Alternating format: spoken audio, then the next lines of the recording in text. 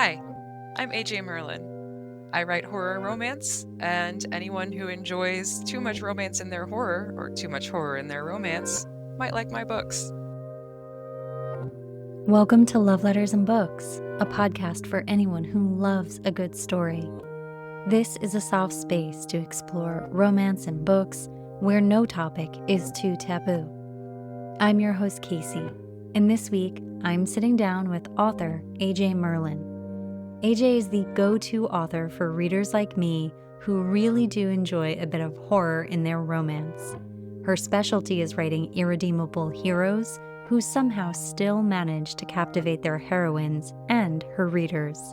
Today, we'll discuss some of my favorite AJ Merlin books, including No You Hang Up, think A Prank Call Gone Wrong, A Morally Black MMC, and 90s horror movie vibes, and the summer camp horror romance book, Dead of Summer. Think Stranger Things meets a summer camp slasher from the 80s with a big love story. We'll also have an important discussion about disability and mental health representation in books, why Unhinged but Safe makes for a top-tier MMC, and how vintage horror cinema shapes AJ's storytelling. Make sure to stay until the end to hear AJ's very tender love letter to her younger self, a reminder to keep going and trusting in who you are. AJ, welcome to the Love Letters and Books podcast. I am so glad you're here. Thank you so much for having me. Oh, I was really thrilled when you responded and we were able to connect and talk a little bit about the podcast and your books and just how we can put together a good episode, because very recently I picked up your book, No You Hang Up. And I don't know what caught me. I don't know if it was social media. I don't know if it popped into my Amazon page. I don't know what it was, but I saw it and I was like, well, this book is pretty much written for me. This is exactly what I love. And then I just started going down the rabbit hole of all of your books. So, how would you describe your writing? Chaotic, random, and spontaneous. I try to come up with a plan, and I'm like, oh, yes, this is the plan for the year. We're going to do all these books. And then I hear a song, and I'm like, no, now we're going to do a book based on this random song that I heard one time in the car. And then there we are for the next month. I love that. And I'm so excited to hear that because so much of what you write is just exactly what I love. Because right after I read No You Hang Up, I picked up Dead of Summer. And it was just like every single thing I truly enjoy in a book. I was like, and it's set at a summer camp and it's sort of a horror and it's a romance and it was all of these amazing things. So, as you're saying that your writing style is kind of chaotic, I would love to know what inspired that book, Dead of Summer. Oh my gosh, I was in my Stranger Things era, and I just remember being like on Pinterest one day, and I'm like, oh yeah, Stranger Things pens. And I don't even know like really what I came across, but I was like, yes, summer camp. And in the summers, I always watch like summer camp movies. And I just read something that was more like on the blackmail coercion thing. And I'm like, okay, all right. So we have blackmail.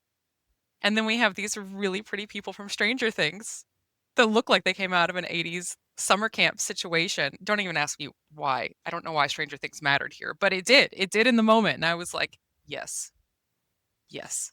And it was so spontaneous. I completely planned a different book. And I remember talking to my team and I'm like, okay, but summer camp and they're camp counselors, but he's a murderer. And my team was like, yes, go on. And I'm like, no, that's all I have. That's the entirety of it. I had no idea what I was doing with it, none at all. And originally it was so much shorter. And I got halfway through and I'm like, you know what? This needs to be double the length. And then I just kept going. And now I really love it. It's one of my favorite books I've done, if not my favorite book I've done. Oh, I've read it twice since I read it the first time. No, I love it. I am so excited to be sitting here talking to you about it. And then I'm thinking, as you're saying, it was going to be much shorter. Was there a previous ending to the book, or what were the things that added to it that you layered in to make it the book it was when it was published? So originally I wasn't going to have, because I find like the first part kind of mirrors the second part, like the first part, Kate is the villain, and the second part, he kind of isn't. And originally, I wasn't going to have that second part, or if I did something, it was going to be a duet. But I didn't like that idea, and I felt like it could be like a contained story, and there was no good place to end it. Because I'd really messed with the idea of ending it like right after kind of that first week. But then I was like, no, but what if there are two bad people here? And I really wanted to bring in something that could bring them closer together without just the questionable romance. So originally, there was no other problem, if you will, except for Cade. But then I was like, no, this feels empty and it really needed something else. So that's where our problematic other counselor came in. And I really liked the way I kind of did that and I brought that in. And so that's what it became. But there were a lot of other versions where he didn't exist. And there was just a really questionable love story. Well, it was a questionable love story that I really enjoyed, and you gave them a big love story and a big, beautiful ending. What is it like to create these characters, create this world, and know that the character's morally gray, morally black, really a little controversial with the way they conduct themselves, live their life, murder people, all of these things. And then they get this big, beautiful love story at the end. I think one of the words that comes up on the podcast is deserve. Almost like these flawed characters still deserve a really good story, and that shouldn't be just virtue tested or just given to someone who has earned it. And I personally love when really complicated characters get a great ending. So you've written a few really complicated characters that I've read so far. And what do you think about those big love stories for them? I think that's something I do really enjoy is taking a character that you're like, why would anyone be in love with them? What's wrong with this? And creating my main character that needs them in some way, you know? Like we've kind of talked about how I really enjoy disability representation and mental health representation. And I think that kind of adds into like these bad men can still be these amazing supportive people to someone that needs them and also kind of completes them, you know? And I think that's, I guess if you want to say the irony of it that I enjoy writing is that the serial killer can absolutely also bring his girlfriend who has some depression and hot chocolate on the weekends. But I like writing things like that, you know, like I like writing reasons. Like kind of as you said, like what makes them deserve that. I like finding that, and I like finding the little things of what makes them deserve to have this person. That's really was really fun to explore. But I also think I always have to keep in mind, like I never want to write something from the I can fix him angle because it's never about fixing him, and we don't want to fix him. We don't need to fix Oh, him. yeah. Um, like I said, I like finding the reasons that make them deserve it and making the readers also agree like that they deserve it and that they love to see these characters together for the little reasons that I can make important, if that makes sense. Oh, it really does. And there's so much to what you just said that I want to unpack. And I'm thinking about a few of the books that I've read of yours, and that's just really resonating. When you think about the connection between Kate and Summer, or you think about No You Hang Up, and you get why this person likes this person. You get why they fit in each other's lives when it wouldn't really make sense to the outside world. And I feel like it offers a layer of depth to a story where sometimes, right, we read books and the person's just awful from start to finish. And you're just wondering, like, what is the thing that would tether these two people together? And I'm really seeing the complementary aspect of it, and just in my head right now, I'm kind of going through the whole Dead of Summer and really realizing, oh no, he was perfect for her from the jump. And that really made a lot of sense. And one of the other things that you mentioned was mental health and disability representation. And I would just like to hear from you. Where do you think we are in the state of current literature? Do you feel like it's being accurately represented? Do you feel like there's enough of it? What's your take on it? I definitely don't feel like there's enough of it. I am always an advocate for more mental health representation and disability representation in books. And I think that's because like there's so many of us that, you know, live with something in our lives that is a challenge, and we all deserve to be able to read that. And we deserve to see ourselves in books, which is something that's always been so important to me, reading or writing. I'm always so excited when I'm reading a book and I'm like, look, look, but there's some representation here and I can feel seen. And that's what I really want to give my readers is even if it's little things where I don't come out and say, "Oh yes, my main character has X, Y, or Z," I'll have readers come back to me and say, "Oh, I feel like you wrote this character to be autistic because, I can see that in them because I, have some of those challenges as well." And that's one of my favorite things is to be able to have readers see themselves in my work where they don't get that opportunity a lot in other books. And like I said, I am always an advocate for more, especially like in romantasy, dark romance, everything, because I think it makes it a little bit maybe more challenging to write. But I think for me at least, being able to do that makes it more rewarding as well. I really hear that. And I think as a reader, I appreciate when we're getting these very multidimensional, very realistic, almost like tangible. It's probably not the right word to use in this setting, but those characters you feel like you could reach out and touch versus the characters, like versus a caricature, I guess I would say. Right. And I really appreciate that. And it comes through in some people's writing and you can see yourself in these things and it really does put you in the story. It's funny, I just had an episode where we were talking about the impact of seeing your experiences on the page but not having to navigate the consequences again, and this time being able to process some of the emotions and how you feel about it. How did I react when that happened? What could I have done differently? What did I want for myself? And that's what reading offers us, and it's not like you're destroying the relationship in your own life or having to, try something new in the moment. You get to just sort of live vicariously and experience it. And so I think it's really beautiful when people do that with a lot of care. Do you feel like there's a book or a character that you wrote that really embodies this, that can resonate with your readers, or was just a really important story to tell? So I think the ones that really stand out for me are Blair from the Pretty Obsessions trilogy, how she kind of goes through things and how we see her go through things.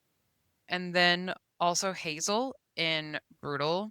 As I have really struggled with depression, I did pull in quite a bit of like experiences I'd had, like with the depression hair, where you just, cannot get up and brush your hair. And it sounded like such a small thing. And I had some readers be like, why are we making such a big deal out of this? But then others were like, it makes me happy that, I touched on this. And I think those two were really ones where I guess I could see myself some, and I pulled from my own experiences in, and it felt pretty realistic to me. And as my last one, Bailey from Don't Be Scared, with like certain things like textures and sounds and things like that, and pulling in the small challenges versus just like a big label. You know what I mean? And that's one of the ones where I really wanted to make it a little bit more subtle, but a little bit more realistic in my representation for her. It's interesting that you just mentioned that because I used to be a psychotherapist. And so sometimes when I read about mental health representation in books, sometimes I'm a little taken back how the diagnosis is offered, the label is offered, the way we pathologize people is offered, but not what you're saying, the nuance, the lived experience of what would really make sense to someone who would experience this. And for myself, sometimes I'll read a book where the character experienced trauma and then is feeling almost an arrested development and really cycling through, perseverating on that. And it really is so much more impactful when it's that show, don't tell. It's not like someone's labeling, oh, well, you have PTSD and this is what it looks like. And that can be helpful in some circumstances. But I think to really bring you into the story, it really does help when you offer the nuances that you're mentioning. It almost feels like a secret code, to be honest, for someone who's experienced something and then you're putting it on the page and they're like, only you would recognize that because only you would know that that's what we were going through. So I love that in your writing as well. And if you're talking to someone like me who found you at one of the books I mentioned, either Dead of Summer or No You Hang Up, which we still need to talk about. So I definitely want to talk more about that book. Where would you encourage them to go in your catalog from there? What are sort of the next most approachable books for someone who really loved those books? Oh gosh. Well, I do think my new release, Scaredy Cat, is pretty approachable. After going 2 years of writing like pretty dark Halloween books, I wanted to do something fun. And I find this to still be like pretty on brand for me, of course, with the dark romance, the Halloween, the murder. But I think this one, I was like, let's have a fun holiday season. So I would definitely say Scaredy Cat. Well, it's next on my list. I also recently purchased Starve, which I definitely want to read as well. Can you share something about that book with us for people like me who are it's on our list and we're about to dive into it? What was going on in Starve? Starve, I was so excited about, and I'm still so happy about. I've wanted to do monster romance for a while, but I wanted to do it to fit my brand. And so I am a lover of folklore. I love urban legends. I took folklore classes in college because I'm a nerd. And I decided I really wanted to do monster romance based on American folklore. And I still wanted it to have that creepy, scary edge that, I do for all of my books. So yeah, I guess that's what I would say is that it is my take on monster romance pulling from folklore, and I am still so happy I did it, and I plan to do more of those as well. When you're talking about you were just sharing about folklore and my face was kind of lighting up and no one's going to be able to see that. It's an audio podcast, but I was so excited because I think for me, storytelling goes back to sitting around the campfire at summer camp and sharing those scary stories that we each bring from our backgrounds. Is there a folklore or story that stands out to you that you love that you would almost want to recreate or expand on, or the one you would want to share around a campfire? Oh gosh. Okay, I'm gonna have to think about All this one of for a them? second. Yes. Oh gosh. So I'm in the Midwest. I am very close to Kentucky, and skinwalkers have always been such like a scary but so interesting section of folklore for me. And I would love to explore that in my writing. Yeah, I think that's oh gosh, I've always loved them. I've always thought they were so creepy. I've always been on the creepier side of folklore. So yeah. I love that. Well, I always think about that. I had a friend who was going on this big hiking trip and they were asking me, and they were near the Appalachian Trail, and they were asking me some questions because I'm pretty outdoorsy. And I was just giving them some really strange advice. And they were like, I've never heard that before. And I was like, trust me, don't say anyone's name outside. Don't be out after dark. There's no babies in the woods. You hear something crying, there's nothing there. Like all of these weird instructions. And they were like, what have you experienced out in the woods that this is something that you would keep in mind? I was just like, don't even worry about it. But yes, Don't I even love worry the about it. topic of don't even worry about it. I'm not allowed to share. But no, I've had some pretty bizarre experiences in the outdoors. And I think that I guess part of that is what attracts me to those stories as well. And no, I think I went down the rabbit hole on TikTok one day and it was all that skinwalker myths and lore and talking about it. And, you almost have to like close the phone and be like, okay, I'm going to put that aside for right now. I'm not there. Yeah. Yeah, it's definitely an interesting topic. So I had mentioned that I wanted to get back to your book, No You Hang Up, because I really enjoyed it. There were so many elements to, just like the perfect horror, romance, dark romance story.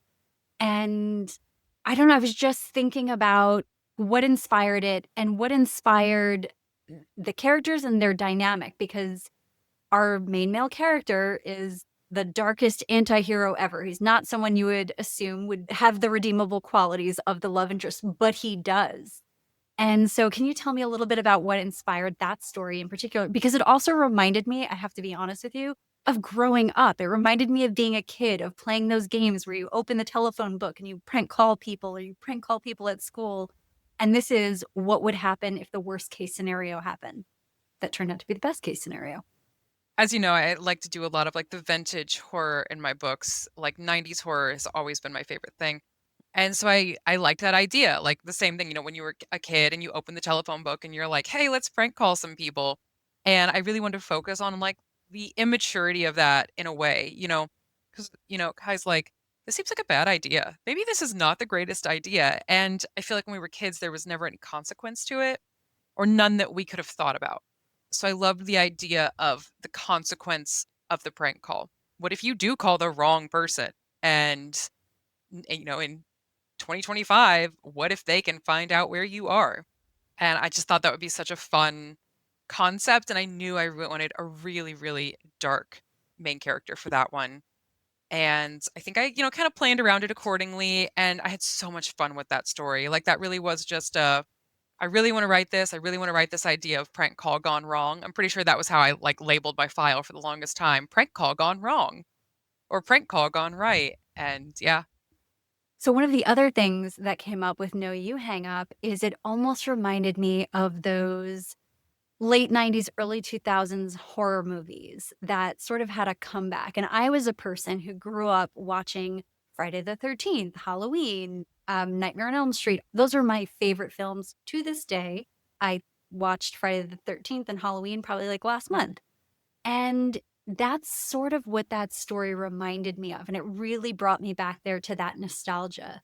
So, is there any part of this where movies play? Did they inspire you as well? I mean, you mentioned Stranger Things and that's TV, but are there any movies that are kind of in your chest of inspiration? Oh, absolutely. I have, like, a huge list on my Amazon Prime that I just, like, watch through all the time. So, a good example, I guess, last year, I wrote Haunt for Halloween, and it was last minute, and I just watched The House is October Built. And I was like, "Oh, hey. Hey, I like that idea. What if I kind of expanded on that?" And I just delved into all these bad haunted house movies, like the ones where it's like they were run by terrible people or they were not good places to be. And I watched like 3 of them and said, "I wanna do this year. I wanna write a scary haunted house book this year." So, yeah. And I usually end up like, especially while I'm outlining, I'll usually have on horror movies. I am a horror movie fanatic, I will admit that. And that usually kind of depends on the book, like for Dead of Summer, it was more summer camp stuff and Stranger Things, weirdly. For my Halloween books, it's always some weird collection of Halloween horror movies, things like that. So yes, and I love certain scenes in the old movies and being like, "Ooh, I want to recreate that. I want to recreate that feel of like, the killer in a certain area or our main female character kind of doing something stupid and, being on that dog and screaming for help. And I love seeing how that makes me feel on screen and trying to recreate that in my books. Is there, and it's so hard to do this, it's so hard to ask someone, what are your favorites? But do you have those go to movies, those like comfort horror movies? Maybe a top three? Texas Chainsaw Massacre is my absolute favorite franchise. And it used to not be. I used to be way too terrified of it, but I will watch all of them like 10 times a year. I actually really like to use the Halloween movies as background noise. I just really enjoy them as a background to when I work. Those are my top 2, definitely. And then I really love the movie Mother May I, but to actually watch, like, when I'm really looking for something that has such a great, like, creepy romance dynamic, and I wanna, like, feel that, like, creepy factor in a relationship, I will totally go back and watch that again. It's so funny. I was basically cheering when you said the Texas Chainsaw Massacre because I went on a huge tangent the other day with my partner explaining like the cinematography of the first film and like why it's so controversial and all of these things, but just why the film is so good. And there's so many elements to it that are just it almost, like, feels iconic. And just that last scene, obviously, for anyone who loves the film knows that, sort of like sundown, going down the road, or maybe it was sunrise, I can't remember, and she's in the back of the truck, and you get that hysterical laughter. And it's so funny because sometimes I'll read horror books or, like, very dark romance horror books, and you get that feeling, almost that feeling of like, "Oh my god, I won. How did I win this?" And winning is just surviving. But you definitely get that feeling at the end of the book. And it's funny sometimes because there's like an element of that when you end up with the killer. And the killer, you're like, he's the only thing you need to be afraid of. You don't need to be afraid of anything else now because like he's on your side, he's got you. But it's a very interesting thing that comes up with horror movies. And one of the other things that I was thinking about is like, why do we love them so much? And, like, what is that? Because I feel like there's almost this association, like, you're, like, a dark and moody person and you like it, and I had someone else on the podcast the other day, and she's like, "I don't know, my life is going great, everything's wonderful," and I love horror. She's like, "I'm, like, devouring it," and there's just something about it. So as someone who contributes to the genre, what do you think it is? Like, why do you think we're so attracted to those stories? Well, I know for me personally, I want to be unsettled. I want Mm. to be scared, and I want something that can make me feel that way, which is always really funny because as a kid, you could not show me anything scary or else I wouldn't sleep for 6 months. But as an adult, like, it's almost like an adrenaline rush, you know? And that's kind of what I aim for in my books as well. I love when a reader comes to me and says, "Oh my gosh, I had to stop reading that last night because it was too scary and I wouldn't have been able to sleep." But I think that's kind of the charm of horror is hopefully in our real lives, none of us are facing down with someone wielding a chainsaw. And it's a safe way to get that kind of adrenaline rush in a book or in a movie. And feeling that way is, again, something that we don't really get in our real lives, I hope, for all of us. And that's my opinion, is that we're chasing a feeling that we can find in a safe way in media. What is the kind of feedback that you get from your audience? Like people other than me who just hunt you down and email you? Like, do you get feedback on reviews and things like that? Like, how are people responding to your work? And do you feel like your audience is really getting your voice and your tone and your themes? I think so. Like I said, especially since I've really been putting in, and doing more of that vintage horror feel and really trying to mix horror with romance instead of just dark romance. I have had, my readers come to me and say, this did feel like an old horror movie, or this did really feel like it was supposed to scare me and it did creep me out. And that always makes me so happy. And, I get people that tell me they like the kind of sarcastic tone I usually have in books and the dry humor, which is just kind of my thing in real life too. And I do think my readers appreciate that and the banter. I love writing banter, so I'm hoping that my readers enjoy reading the banter that I write as well. We do. Just speaking on behalf of your readers, we definitely do. And one of the other things that kind of stands out to me about your characters is while I liked them, they were not necessarily putting in overtime to be likable. So even Summer, right? She's an adorable character. I loved her. I thought she was great. She's the girl you want in the story, but she's not trying hard to be liked. She's trying hard to do her job, which she takes very seriously. And, she's protecting everyone, but she's not trying to be charming. And I feel like there was a little bit of that in No You Hang Up as well. And I'm just wondering, like, that choice to offer readers a main female character who shows up as she is without sort of, uh, she's not trying to be the, I'm not like other girls, but she's also not trying to dazzle you every step of the way. She's being authentic to herself. So let's just drop into that space. Tell me a little bit about when you're writing your main female characters. Is that something you're thinking about, consciously doing? How does that work? I do think I go for relatable over likable because I don't think many of us walk around like, okay, how can I be charming today? And so I like having a main character that you're like, yeah, I could relate to that. I can relate to not getting dressed in really nice clothes and answering the door and, having makeup on and being prepared for the world, but I could totally be the one that's been wearing the same PJs for 2 days and eating leftovers out of the fridge. And I think that's more fun for me to write as well, having, like, the more realistic, even in kind of a less than shoot, what's the word I'm looking for? Favorable, less than favorable light, because I find that's more fun for me to write and more relatable to read. And so I always kind of have like something about my main female character that like what's the relatable trait about her? Is she secretly a coward? Is she kind of super sarcastic? Is she allergic to people? Is she allergic to being a responsible adult? And so I like to kind of pull like to me those things are all kind of relatable. And I like having something like that. Did you ever have a character that was difficult to write? Yes. Quinn from Vicious, I had I enjoyed writing her so much, but I had a really difficult time. And also Sailor from Delicious. I don't know why those two from Pleasure and Prey, like I love the books, but those two main characters I couldn't really relate to in a lot of ways or in the ways that I could relate to them, there are things that I'm not super comfortable with about myself. So I had a really hard time writing them in a way that I was like, yes, okay, I'm happy with this. This is relatable. You know what I mean? And I couldn't connect as well to them. What about male characters? Was there anyone that you had a hard time connecting with or a hard time bringing to life on the page?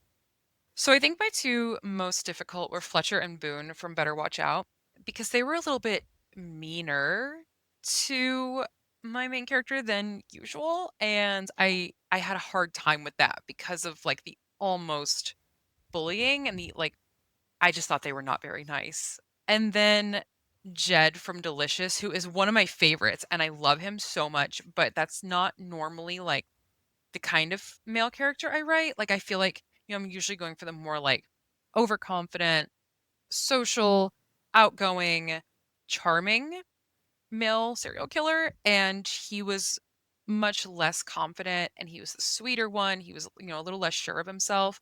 And I had like I'm so happy with how he came out and I love that book, but it was a lot harder for me to write him and their dynamic because it's not the one that I is my go-to, you know? You know what I am picking up on in speaking to you on our pre-production call and even today is I just feel like you take up your space and you are yourself. And even in our casual conversations around all the things that were going on in your life when we first got on the call, I was just thinking about that and then thinking about how you get to a situation where you're professionally successful as a writer and you're constantly putting out these stories and you're being creative and you're cultivating an audience and you're doing all the other things that you like to do and have going on in your life, which is really impressive. But take us on a little bit of that journey because I feel like it's an important discussion I like to have on the podcast to encourage people to drop into the things that they love and to build a life that they love. So, did you wake up and work in finance and then all of a sudden decide to be a writer? Like, how did you get here? If you can share whatever you're comfortable with. Yeah, tell me a little bit about your journey. So when I was a kid, I wrote all the time. I actually like wrote this random creative story in ninth grade, and my teacher was like, "This is really good," and had me read it to the class. And I was like, "Oh, I want to write. I think this is so much fun." And then I was like, "Wait, no, there's no way I can make money doing that." So I started college as a zoology major and then a psychology major, and none of it felt great. And I kept telling my parents, I'm like, "This doesn't feel great." And they were like, "What do you want to do?" And I'm like, "I want to write." And they were like, "So do that." And I did end up switching my major and got my degrees in creative writing. But then I chickened out again and I left and I moved to California and I worked in film and I worked like in special effects. And again, it was like, this doesn't feel right. Like it's creative, but it's just not right. And I moved back and finally I said, I want to try this. Like, this is my everything. I've always loved writing, I've always wanted to do it. And so finally I was like, I have to at least try.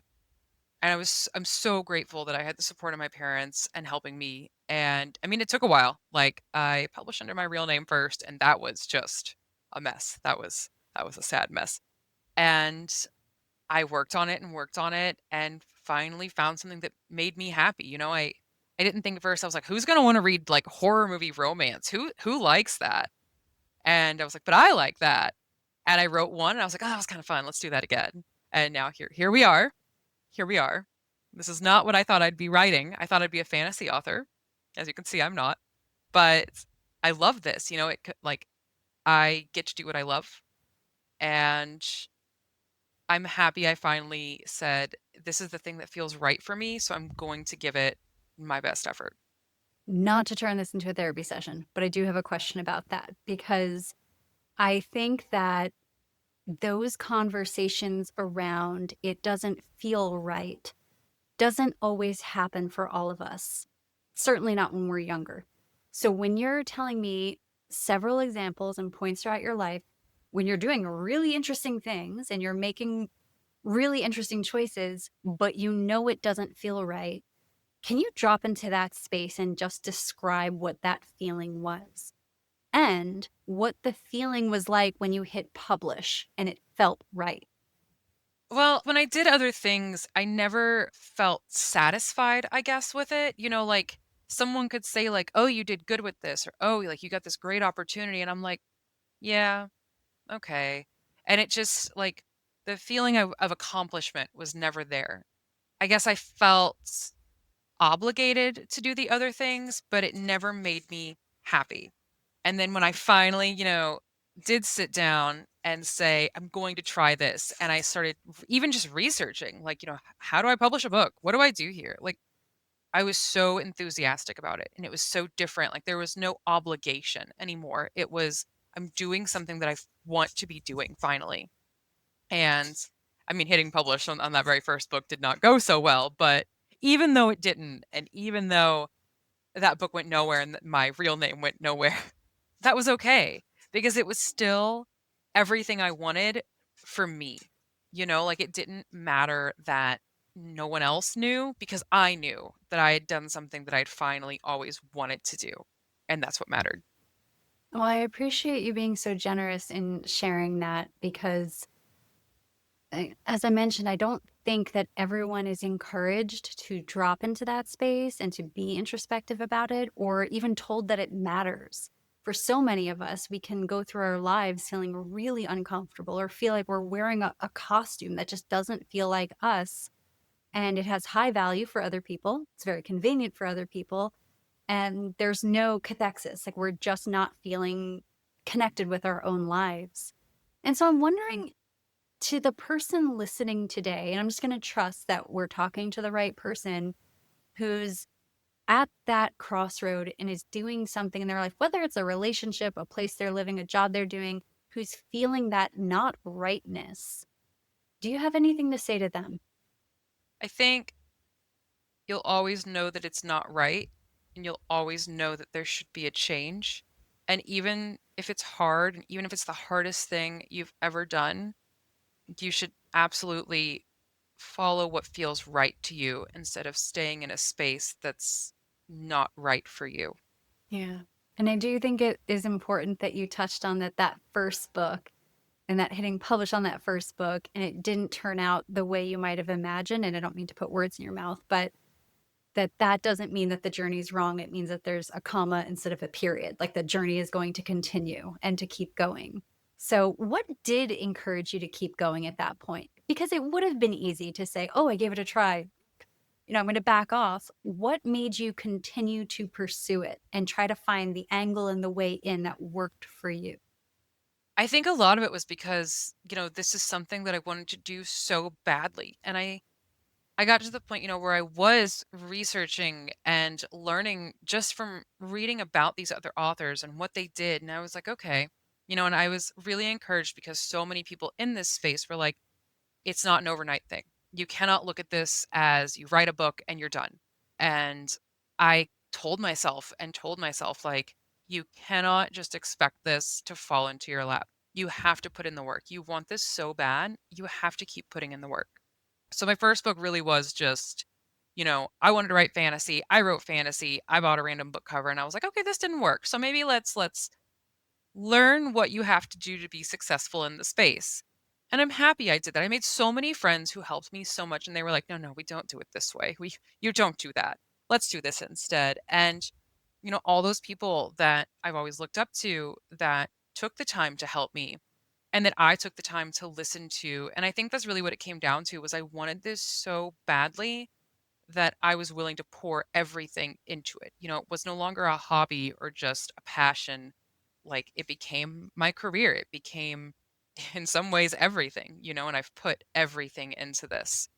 So why would I not keep going? Well, it's an important message, and I'm glad we're having the discussion. And it can seem like, oh, that's interesting. That's sandwiched in between talks about books. But one thing is everything. And I think it's really important to speak about these things on a consistent basis because there's someone out there who has their thing, whether it's a book, whether it's something else that's just sort of hidden inside of them. And we're not always surrounded by the environment that like naturally coaxes it out of us. In fact, for some people, whatever that thing is under a layer of concrete and they have to like be that weed that pushes up through it to actually create the thing. So I do like having these conversations, and I feel like it's really approachable when it's our favorite writer and they're telling us about this. It's not like I sat down and wrote the, 300 pages, hit publish, and then that was it. And in our minds, we know that that's not how it works, but the conversation is important. So I am glad we dropped into that space. And another thing that comes up when I'm thinking about books being 2025, almost 2026, the way people are perceiving things and how much space women are taking up in literature and the inevitable pushback that comes from women doing things that they really enjoy and like the comments that that garners. And recently I was again on social media and watching people sort of give their hot take that there's something wrong with you if you read something. If you read something, you must co-sign it. You must really like that. There's no other reason for it. And I'm thinking like, well, I love horror and you know, all of this dark stuff. So that doesn't really work for me and I enjoy the power of storytelling. So what would you say to that when someone's telling you that either the genre is harmful or not good for us, or there's no point to it, or it's not real literature. Anything that women do just get pushback. So, what would be your response to that as someone who's had a huge, amazing body of work in this area? Well, first of all, I do think that fiction is such a good way to explore topics that, yeah, would not be okay in real life. Maybe don't date a serial killer. I don't know. Yeah, but I think fiction, like I said, is a safe and really fun way to explore those topics. And also, we all deserve to read anything we feel like, and it doesn't matter if it's romance or horror or fantasy or anything else. Like, no one should ever be shamed for what they read, and no one should ever be made to feel bad about it. If it's something you enjoy, then you have every right to seek that out, to, engage with that media. Yeah. So, what are you reading these days? Or is there a book, an author, a series that you're looking forward to? So I am a fantasy reader for the most part. I am a fantasy and horror reader. I love Fourth Wing. I actually love to go back and read all of Tamara Pierce's books. I am on my manyth reread of Naomi Novik's His Majesty's Dragon, which is like alternate history, military fiction, but with dragons.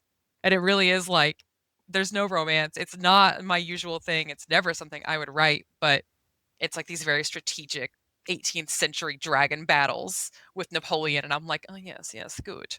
It's like chess. So, yes, I'm on my really too many reread of that series. I love that. I would have never guessed that from the books of yours that I've read, but that's why I love having these conversations. I interviewed a bookstore owner recently. She owns Smitten in Ventura, which is near where I live. And she was like, it was so funny when I saw you in the store. Here you are, like Little Miss Sunshine, and you were like the only person in the dark romance section. And I was like, well, just me and my horror and dark romance. I was having a great time. So I love learning about what people read and what inspires them. And one of the aspects of this podcast that I mentioned on our call was the love letter. So I always invite everyone on the podcast to read a love letter either to their younger self or to their readers. So right now, I would love to just give you the floor and have you share your love letter. My love letter is definitely to my younger self.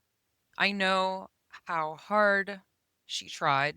I know how many times she thought things could not get better. And I know how often she wished things would get better. And I mean, I would always say maybe next year. Maybe next year when I turn 13 or 14 or 15, things will get better. And I think by the time I was 20, I'd really given up that things would get better or that I would be able to do the things that I love or have the things that I love. And if I could send her a letter for her to read, I just would want to tell her, you're so much more talented than you think you are, and you're worth so much more than you think you are. And if you would just see that in yourself, and if you could just keep going, then you'll find that it does get better and that all the work you put in and all the things that you do are worth it in the end. And that someday you'll see just how worth it everything you've done and will do will be. And all those scary nights when you were panicking over nothing and all those years that you would just beg to be normal like other people and beg your brain to work right, you'd see that you have more talent than you think you do. And when you're older, you'll finally see that. you'll also finally find people that accept you for that and that they're out there, and also to stop trying to change yourself for everybody else, because if you have to change yourself, then it's not worth it. And people will eventually love you for who you are, and people will enjoy the weird things that your brain comes up with. And so, yeah, that's my main thing is I wish I could tell her it gets better and you'll be happy. Well, I warned you that I might cry. So, um, goal achieved because it's not lost on me that every time someone shares a love letter, it's always the love letter I needed that day. So, I really appreciate you sharing that with us. And I've no doubt that it's going to reach the right people at the right time. I hope it does. It's something I've really wanted to hear as a kid and needed to hear. And I hope that if anyone else needs to hear that, that they do. I think it's really powerful when we can be what we needed when we were younger. And it sounds corny. It sounds like a meme. It sounds like something you'd see in someone's office, right? Like a phrase framed. But being that person you needed when you were younger and just sharing that wisdom is really beautiful and powerful and very helpful, even if you still haven't had that person in your life. So sometimes I think there's power in just saying those words out loud. It's almost like you're touching, through time and space, that younger version of you today, even when you're sharing it with other people. I was just going to say that sometimes, I stop and think, am I being the kind of person that younger me would be proud to be? And that's kind of what I strive for. And I know we've touched a bit on like, I have horses and I have all these animals and I rescue animals. And younger me would be so happy with that. And younger me would be so happy that she's writing stories now. And like I said, like, I just hope to be the person that a younger me would look up to and be happy to be. Oh, no, that resonates so much. It's funny. I wrote a short story about younger me and how when I was a kid in the worst situation possible, I remember stuck at home one summer and seeing Tom Petty's music video, Free Fallin', for the first time on TV. And it was filmed in Southern California. And so they're showing all of these things in Southern California, this very Southern California aesthetic life. And I was listening to the words in the song, and I didn't even know where the places were on the map. But he was talking about Ventura Boulevard and Mulholland and like all of these things. And I remember distinctly feeling like I have got to get out of this house. And I don't know that that's the thing, but like it was so weird because it's such, it's not like a niche, edgy song. It's the song everyone knows, right? It's like Yeah. you hear it on the radio. But as a kid, when it first came out, because that's how old I am, I remember seeing that and just feeling like it was almost like a message of just like, this is where you're supposed to be, and you're not there yet. And I know you're stuck here. And I know you think you're not going to survive it, but you will. And like, this is it in front of you. And it is not lost on me where I ended up and what life looked like. And it's so funny when you were just sharing about younger me and thinking like she would be really happy. And I always post that on my Instagram stories. I'm like, 15-year-old me is so excited about this because I think about that and think like, oh, this was something she couldn't even have imagined. So I just really love that we talked about all of that and you shared that. And like I said, that's the love letter somebody needed today. So, well, we're going to wrap up a little bit. And I just want to give you the floor for another second. Where can people find you, find your books, and get in touch with you? And I know that sounds obvious, like, hi, I'm in all the places, but we all like to be reached out to in different ways. So, are you present on Instagram, TikTok? Where can we find you most? I'm most present on Facebook, and that's only because it's always open on my phone because I have a bit of an addiction. So, yeah, that's always a good way to get in contact with me. I'm getting better at Instagram, and, I will get back to you there in 3 to 5 business years. TikTok, I'm not so active on, but definitely like Facebook is the one. I do have a website, authorajmerlin.com, and of course, all my books are on Kindle and Amazon. But yeah, I would say I try to be my most active on Facebook, and I share teasers and fun random animal posts from this menagerie that I have. Great. Well, we will find you there, and I will share links to all of that in our show notes for anyone listening who wants to reach out, follow, or get in touch.